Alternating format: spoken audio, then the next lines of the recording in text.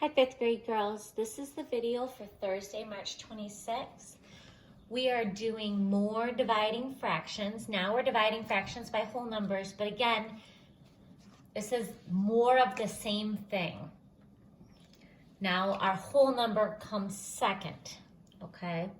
So let's look at these story problems first. They show you the inversion method and the common denominator method up at the top. We always use the inversion method, and it's exactly the same as we have been doing it. Kayla had 3/4 of a pound of fudge. She divided it evenly into 3 boxes. What part of a pound was in each box? So I'm going to do it on my board right here. 3/4 divided by 3. And you know what? When I write that 3, I'm going to write it as 3/1. Okay, what are the 2 steps we need to do? Well, we're going to rewrite this, rewrite our first number. We're going to change our division sign to a multiplication sign, and then we're going to invert or flip that second number. This is going to cancel nicely, and you can see the answer is going to be 1/4. Now, 1/4 what? 1/4 fudge? Now, girls, does 1/4 fudge make sense? Nope. 1/4 box? Nope. 1/4 of a pound. Let's make sure that our labels make sense, okay? All right. Brian practiced 3 3/4 hours on his violin in the past 5 days. What was the average time that he practiced? Now, the word average tells us we need to do 2 things. We need to add and divide. But it looks like they've already done the adding for us in this problem. So we're just dividing. 3 3/4 divided by 5/1. And I'm going to have to make this improper. So that is going to be 15/4 times 1/5. Got to flip that second number. Remember, we never flip the first number, only the second. Okay. This is 1, 3. And what's our answer, girls? 3/4. 3/4 what? 3/4 of an hour per day. Okay, that's how you're going to do all of these. I'm going to do the first 2 rows with you, but I don't think we've had any trouble on these, but I will do the first 2 rows. So 4/5 times, actually, I'm going to write that first. 4/5 times, and it's 1/11. You guys see anything that cancels there? Yeah, me either. So that is going to be 4/55. Okay, I'm going to put this 6/1 before I do anything else. So 7/8 times 1/6. Again, nothing cancels here. And it's 7/48. I'm going to put this one over 1. 8/9 times 1/4. Okay? And this one does cancel. 1 and a 2, and it is 2/9. 12/13 times 1/3. And does anything cancel there? Yep, the 12 and the 3. 1, 4, and what's the answer? 4/13.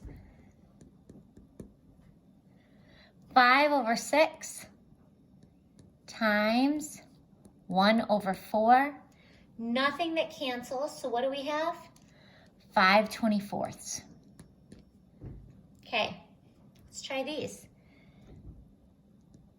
I'm going to put these all over 1 before I even start. Okay, so I have 5/1 times 5/1. So what would that be? Yeah, 25. 7/1 times 14/3. Okay, so 7 times 14. I'm going to put this on my board right here. 14 times 7, 28.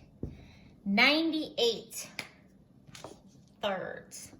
So 98 thirds. Let's, oops, not 93, 98.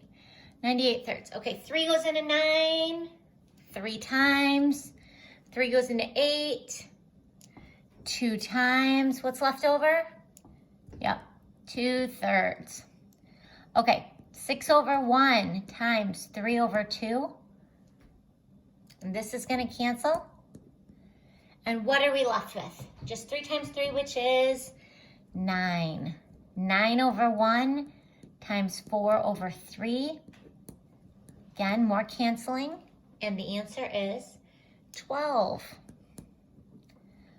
14 over 1 times 3 over 2.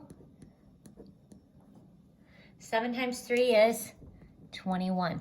Now, I know that if we were in school, you guys would whip through these so fast.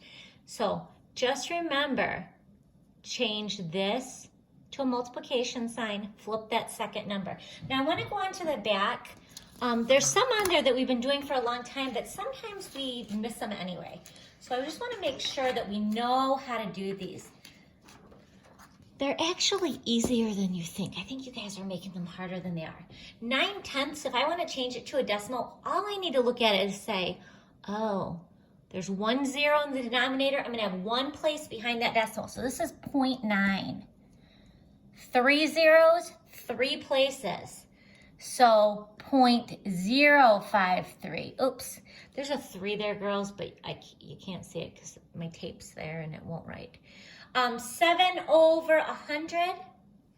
So I have 2 zeros. 0.07.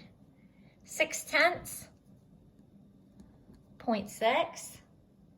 And 4 1,000ths. Okay. 3 zeros, 3 places, 0.004. Now, if you can't remember this, how do I know that it's 0.004 instead of 0.400? Well, if it was 0.400, I would have 400 over 1,000, not 4 over 1,000. Then these ones change to fractions. I have a 9 over 2 places, 2 zeros, 9 over 100. 125, 3 places, 3 zeros, over 1,000. 0.3, 3 over 1 place, 1 0, it's over 10. 375 now. This is going to be over 1,000. And then 0.50 would be 50 over 100. Now, some of those reduce, and you need to plan on just going ahead and reducing them. When you see things that reduce, we need to do it. So this one and this one don't reduce, but this one does. What goes into 125 and 1,000? Let's do 25s, okay? How many 25s are in 125? 5. We can kind of think of that as $1.25. If your mom gave you $1.25 in quarters, how many quarters would you have? Oh, you would have 5 quarters. But how about if you had $10 in quarters? How many quarters would that be? It'd be 40. So what about 5/40? What does that reduce to? 1/8. Okay, we can do the same thing with 375. If we had 375 in quarters, well, each dollar is 4 quarters. So that would be 12 plus 3 extra, 15 over, we can just steal this number from right here because we're reducing by 25 in this one too. 15 over 40, does anybody remember what that is? Yep, 3/8. And then 50 over 100, that's an easy one. 1/2. So there are the answers there. So you guys just have this review section to do. Go ahead and do that.